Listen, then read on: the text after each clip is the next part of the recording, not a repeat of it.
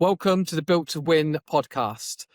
I'm your host, Luke McCluskey, and during this podcast, I am going to be sitting down with the top 1% of people in their industry. I'm going to be getting under the bonnet of what makes them special, what makes them great, and what makes them stand out from the crowd.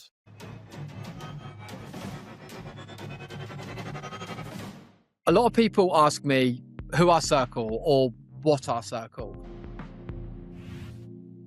And I could sit here and say that we help find the top 5% of talent in the marketplace.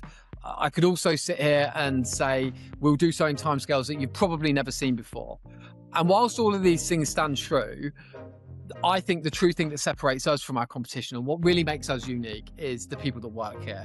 We all have a relentless drive to succeed, a relentless drive to win, and winning for our customers. So ensuring that we find our customers the right contractors to deliver their projects on time and in budget. Winning for our contractors, ensuring that we can get continuity. So going from one contract to another contract to another contract, and ensuring that we've got the client base to be able to deliver on those promises. We specialise in markets, the food manufacturing market and the life sciences market across the UK, Europe and USA. We deliver large-scale capital programmes. We deliver large-scale ERP programmes. But I do appreciate that these are just words. So why not give us a call? Let us prove ourselves on a live opportunity and let us showcase what we can do for you. Welcome to another episode of the Built to Win podcast, where we sit down with the top 1% of people in their field. Today, I am honoured to be welcomed by Phil Skelding. Good to see you. Nice to see you. How are you doing? Yeah, I'm good, thanks. You? Good stuff. Yeah, very well, thank you. So, Phil has a bit of a reputation for taking underperforming businesses and fixing them. But before we go into some of the detail behind that, would really like to just kind of take you back to the start, if that's okay. Would you mind just giving us an overview of your background and how you kind of got to where you got to today? So I grew up in the South Wales Valleys, went off to university and did, what good university students do, which is drink and waste my time a lot. But and then I spent a couple of years doing a degree in business studies. Didn't really fall in love with it, and ended up just going and working in a factory. Yeah. So actually blending bean burgers for a well-known fast food chain. So basically started at the very bottom, working in a factory floor, went through a very traditional operational route, then through, team leader, line leader, production manager, ops director, all that kind of thing. And then after about a decade or so of that, changed roles. By luck, fell into a sort of general management role. Wasn't really by design. It was just a circumstance thing. And yeah, been doing that sort of stuff ever since. So for the last 20 years, been doing sort of general management, site director and MD roles. It's I talk about this quite a lot. Those opportunities don't exist anymore, do they? As much. So mine was quite a weird set of circumstances where a guy who I'd previously worked for had asked me to go and join him. I resigned with my notice period. And then literally 4 days before I joined, he moved on. Wow. So I was going as the factory manager. He was the site director, also MD. And literally the day I joined, I was met by someone who I'd never met before to be told that this gentleman had moved on. And I was the site director, not the factory manager. So I got promoted within my first 5 minutes of being in the business, which is probably a record. That's all right. Take that. One of those things. Yeah, absolutely. What kind of belief did you have to kill in yourself to level up? Yeah. I think it's a belief that a lot of people have, one around imposter syndrome. I'm a lad from the valleys whose parents did fairly simple jobs. Yeah. I was the first person in the family to go to university, all that kind of stuff. So constantly feeling I shouldn't be here. This is not my destiny. This is not where I'm meant to be. And just thinking, I should be still back bending bean burgers kind of thing. Yeah. And, it takes you a while to realize that actually you do belong. But, the more you spend time learning off people, working with your peer group, etc., the more you realize, actually, I can do this, but you have to have an inner self-belief to be able to deliver that. Yeah. Because otherwise that imposter syndrome can really nibble away at you. But they're fighting each other all the time, Constantly. And I've been doing it 30 years and I still have it. I still have moments of it today where you think, do I really belong in this environment? Should I be doing this or should I be doing something else? You learn your own tools and techniques, and you just get comfortable after a period of time. Absolutely. And they say when you are most uncomfortable, you're in the right room, right? Because then you're growing and you're learning and all of that stuff. So, absolutely. And never be afraid of a stupid question. Absolutely. Sure, because Absolutely. someone will have asked it before, and what you may think of as stupid, probably lots of other people are thinking at the same time. 100%. It's really interesting you say that. We had a trainer come in a couple of weeks ago, and the first thing he said, there's no such thing as a stupid question. In fact, the only stupid question is the one that you don't ask. And it's so true, isn't it? Very true. It's so true. And that's how you learn. What is the core mindset that built you? Because there would be thousands of people that entered the food industry at the time you entered it. And less than 1% will be sitting at the level that you're sat at now. Yeah. What is that? Is the core of that mindset? I take a lot back to sport. I'm a big sports fan of most sports, really. And, a lot of sports people will talk about being prepared to do things that 99.9% of people aren't. Yeah. And whether that's, getting up at 4:00 every morning to get into work, doing the extra hours that you need to make sure you are on top of what you need to be on top of. Yeah. For me, it's about work ethic. Yeah. Yeah. That mindset for me is, the world's a slightly different place nowadays. But certainly back in the mid-90s, it was very much around, you have to work hard to get on. You have to drive yourself. You are the person that is in control of your career.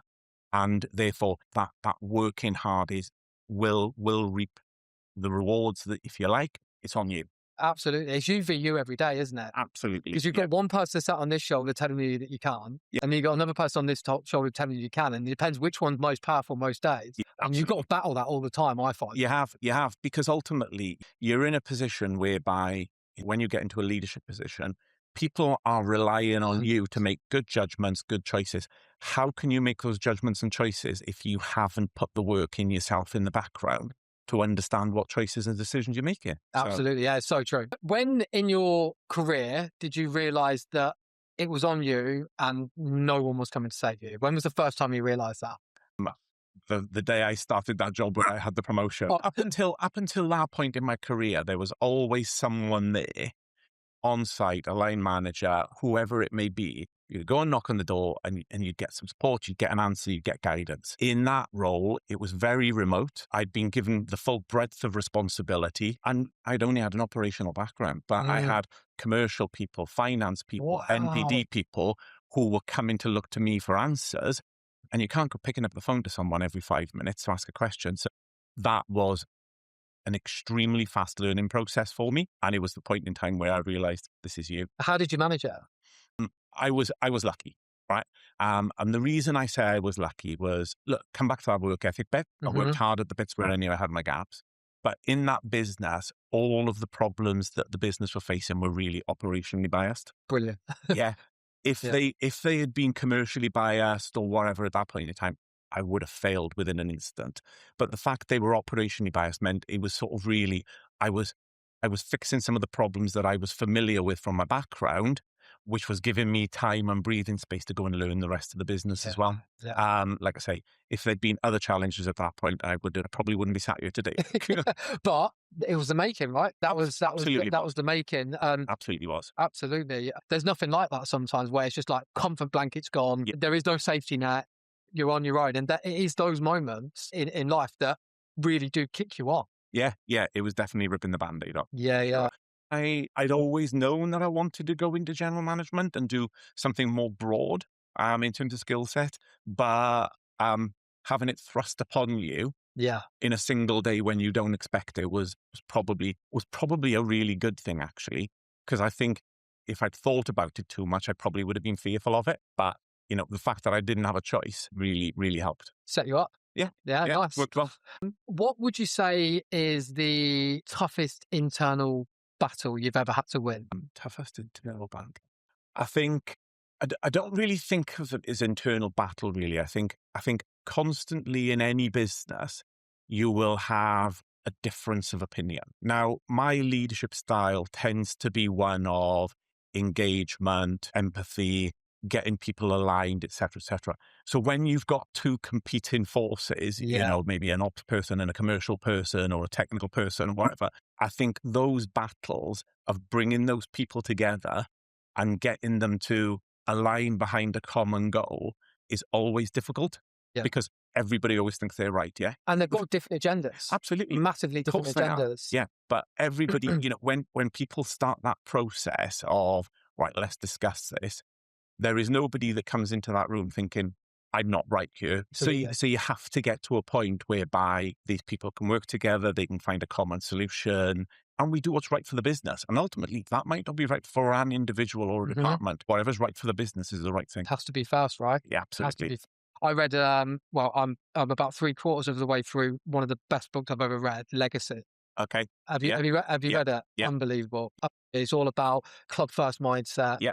And it just reminded me of that. That's unbelievable. Exactly. And the All Blacks one, yeah? Oh, yeah. So if you look at that, and the way that the All Blacks, who have probably been, not at the moment, but have been the dominant force in world rugby for decades, there's a lot of sort of, not servant leadership, but empathy, respect, understanding, always doing the right thing, team first over person. And a lot of how I tend to engage with people is a lot of those values. It's who I am as a person. So it really resonates with me. Yeah. And, they became the dominant force that they were as a result of being the collective being better than the sum of the individual parts. Exactly, because you see it, don't you, in so many sports where a superstar joins and they think that's the fix. You fix the culture of it, and have that team first or business first or whatever it is mindset. And everyone feeding that common goal, that common vision. Absolutely, and I think if you look at a lot of sports, really, when there's one player with a very dominant ego, that tends to be disruptive to the team. Yeah. And it means that that individual might be the best person in that sport. But if the team can't work together, then it tends to cause some disruption. Yeah, I mean, Alex Ferguson nailed. You've spoken a lot about work ethic, and I think that is the fundamental pillar to be successful in my opinion. What do you do that most people aren't willing to do? The easiest thing to say is you put in the hours and all that kind of stuff. That was true certainly earlier in my career as I was learning, developing, getting promoted, etc. I think probably now the thing that I put more emphasis on, and I wouldn't say it's not that other people want to do, but the thing that I put more emphasis on is listening to understand.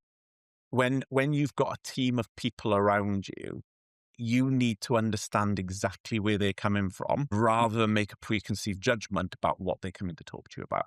And therefore, I think listening, understanding, and putting the time and energy into that makes a big difference in terms of the way that you interact with your team, because it's a two-way process. Yeah? Of course. And I think when your team are coming to talk to you about any given challenge or whatever, they have to realize that they will be listened to. They will get a proper, sensible, rational, logical response. It removes that level of, fear is the wrong word, but we've all been into a room with our boss and had a bit of trepidation walking in there. Yeah. I don't ever want any of my team to feel that way. Solutions.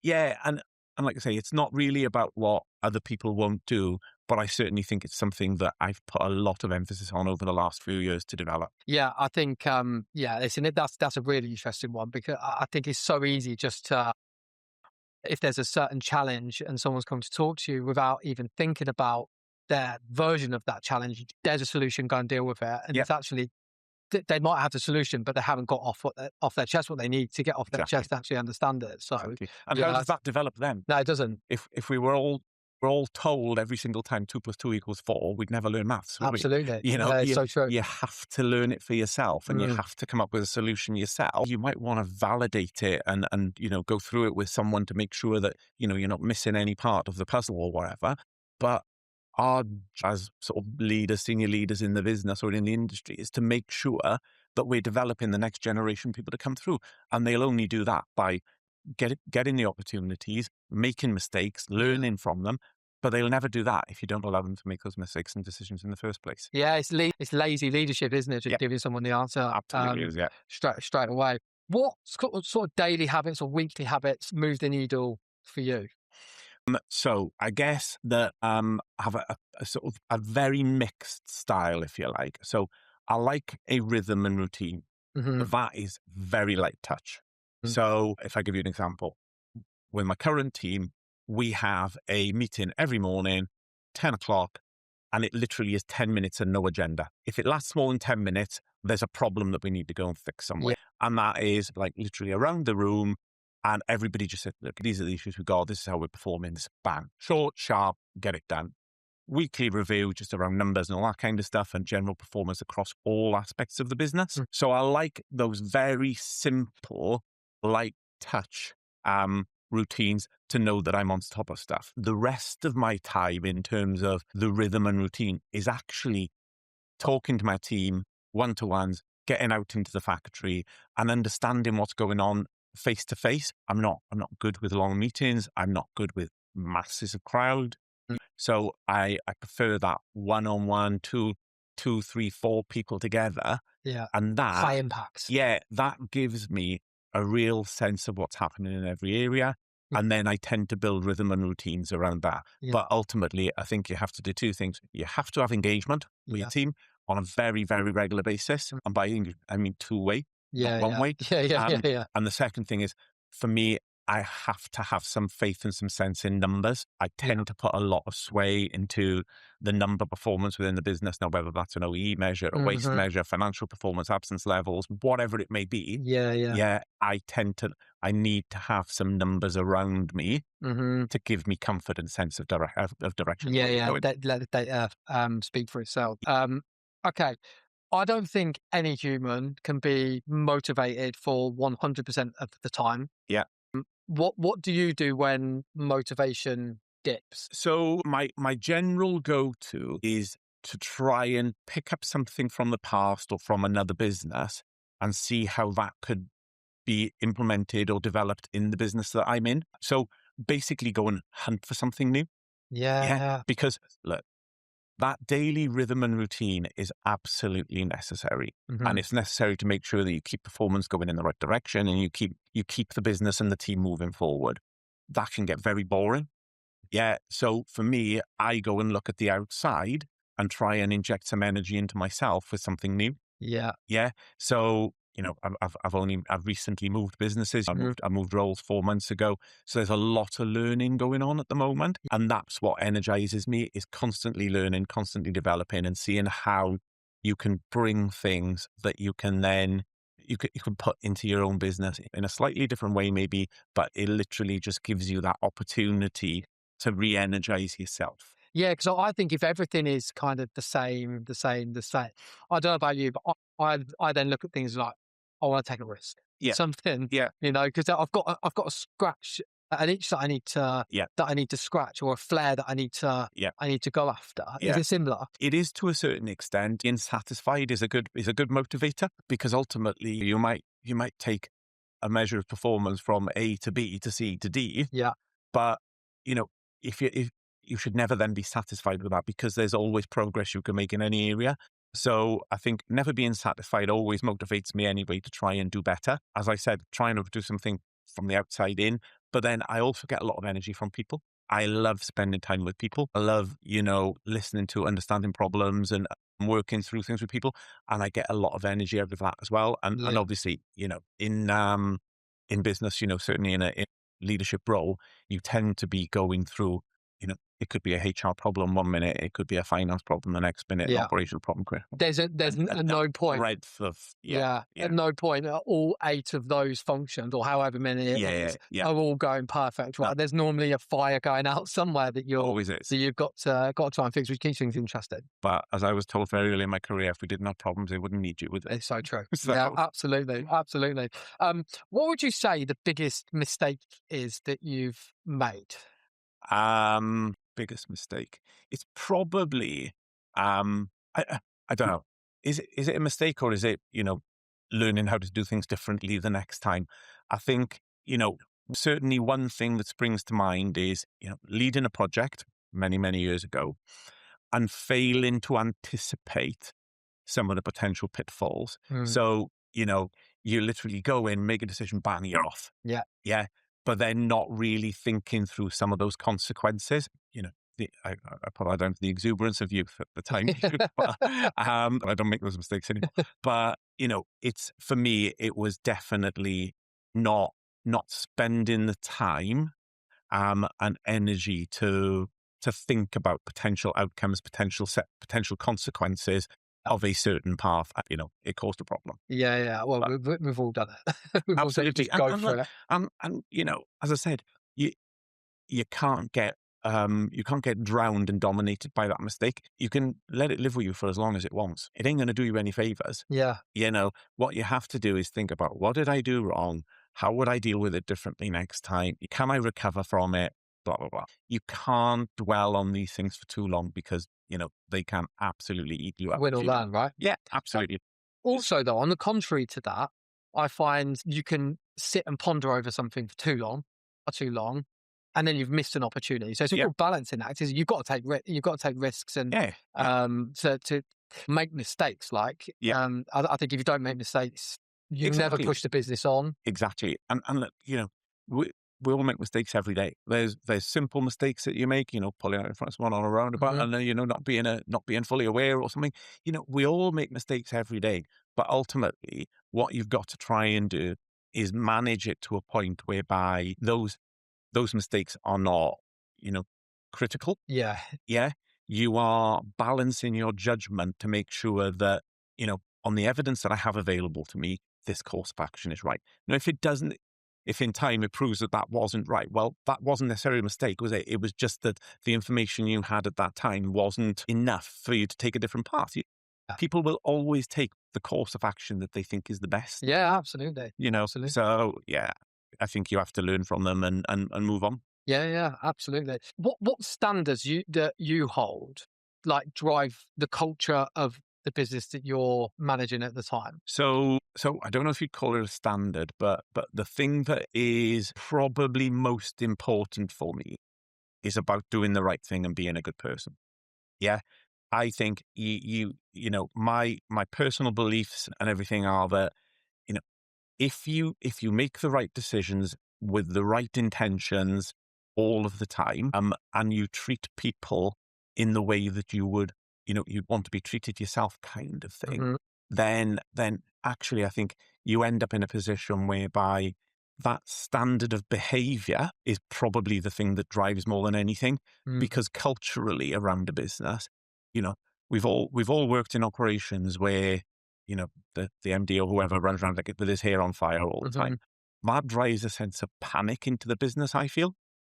For me, I try to be calm. I try to be measured. I try to be balanced, fair, empathetic. And that for me is the most important thing, because I think as a leader, you have to be true to yourself. Yeah, And, that's who I am as a person. Well, I'd like to think so. That's who I am as a person. And therefore, I think, that is the only way I'll get the best out of myself.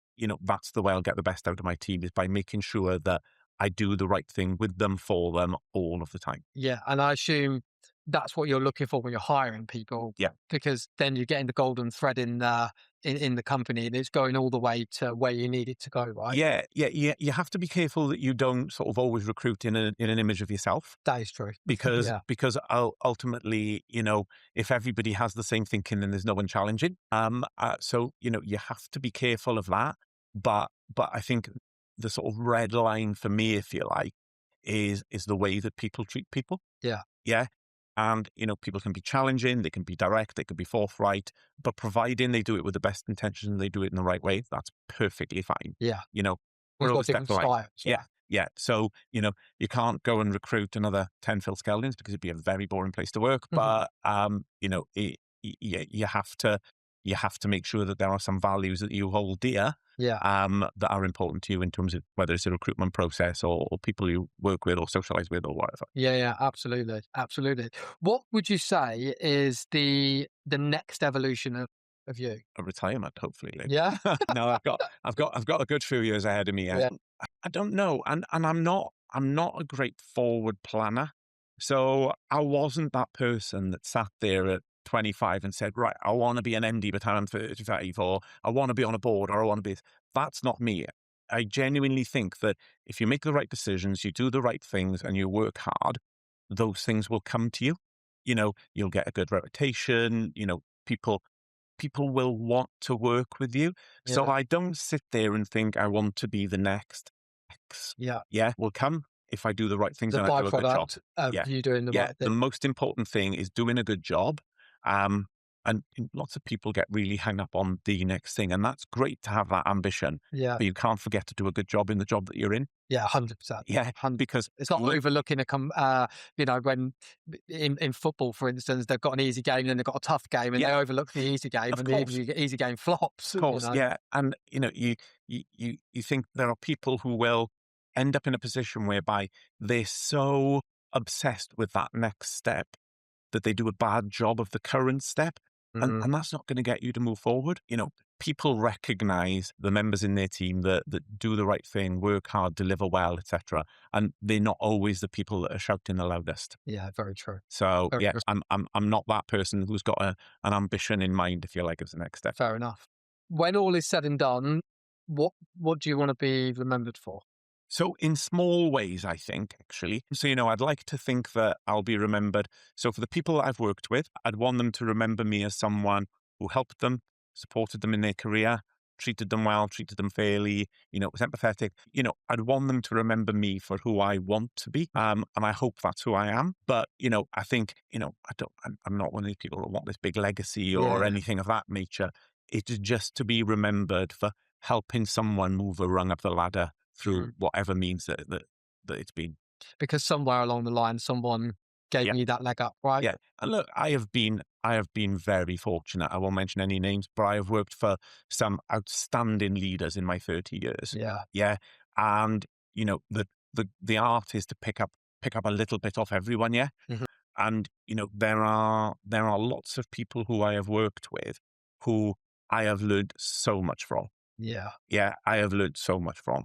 You don't do jobs that are multifaceted, covering all functions, unless you've picked up elements from a lot of different people.